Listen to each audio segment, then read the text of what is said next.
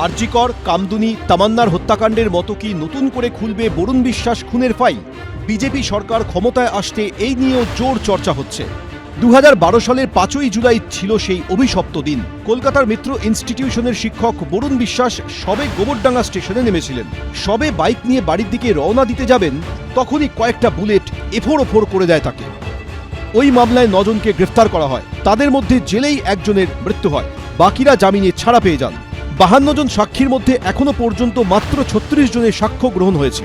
এক যুগেরও বেশি সময় ধরে সেই মামলা ঝুলে রয়েছে আদালতে। তৃণমূল জমানায় বারবার বদল হয়েছে আইনজীবী, নাম জড়িয়েছে তৎকালীন খাদ্যমন্ত্রীর। জ্যোতিপ্রিয় মল্লিক মাস্টার মাইন্ড, উনি এই সমস্ত প্ল্যান করেছেন যাতে বরুণ বিশ্বাসকে খুন করা যায়, প্রতিবাদ না করতে পারে। ওনার যে কর্মক্রিয়া, তোলাবাজ, দুষ্কৃতীদের মদতদাতা উনি ছিলেন, তুলতেন, এইগুলো বরুণ বাধা দিয়েছিল। তৃণমূল কংগ্রেসের এক মন্ত্রীর নাম, নেতার নাম জ্যোতিপ্রিয় মল্লিকের নাম, আমি নামই বলে দিচ্ছি।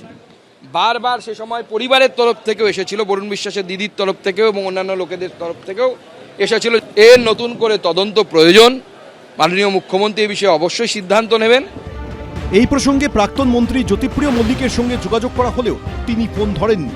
এটা নিয়ে কি বলবো, এটা নিয়ে তো কিছু বলার নেই। গেছেন ওনার মনে হয়েছে যাওয়া দরকার আছে, গেছেন, তাতে কি বলবো। 2000 সালে ভয়াবহ বন্যার পর এলাকায় নদী সংস্কারের জন্য আন্দোলন করেন বরুণ বিশ্বাসরা। স্থানীয় সূত্রে দাবি, পরবর্তীতে এর জন্য প্রায় 34 কোটি টাকার অনুদান আসে। সেই টাকার বড় অংশ আত্মসাতের অভিযোগ উঠেছিল জ্যোতিপ্রিয় মল্লিকের বিরুদ্ধে, যা নিয়েও সরব হন বরুণ বিশ্বাস। এসবের জেরেই তাকে খুন হতে হয়েছিল বলে অভিযোগ। 39 কোটি টাকা স্যাংশন হয়েছিল নদী সংস্কার, ইছামতি, যমুনা, চালন দিয়ে বাঁচাও, টিপির বাঁধ, বলদিঘাটার খাল, এসব সংস্কার করার জন্য। সেই টাকাটা ওরা আত্মসাৎ করে দিচ্ছে। সেটা আমার ভাই বলেছিল যে কাজ হলো না, টাকাটা গেল কোথায়। আমার ভাইয়ের অপরাধ ছিল এই। স্থানীয়দের দাবি, 8এর দশকে শেষ দিকে শুটিয়ায় শুরু হয়েছিল লাগাম ছাড়া দুষ্কৃতী দৌরাত্ম্য। এলাকায় একের পর এক গণধর্ষণ, অত্যাচার, দুর্নীতির বিরুদ্ধে গর্জে উঠেছিলেন বরুণ বিশ্বাস। এলাকার মানুষকে সংগঠিত করে প্রতিবাদী মঞ্চ তৈরি করে জনমত গড়ে তোলার জন্যই দুষ্কৃতীদের দু চোখের বিষ হয়ে ওঠেন তিনি। তারপর বরুণের পরিণতি জানে গোটা রাজ্য। আমি তখন হাবড়া থানা এসেছিলাম যে সময় ঘটনাটা ঘটে, বরুণ বিশ্বাস দিন মারা যায়। তো স্টেশন থেকে জাস্ট ট্রেন থেকে নামার পরে প্ল্যাটফর্মের বাইরে যাওয়ার সঙ্গে সঙ্গে তাকে কয়েকজন দুষ্কৃতী গুলি করে, তারপর হাসপাতালে নিয়ে আসে, হাবড়া হসপিটালে নিয়ে আসে।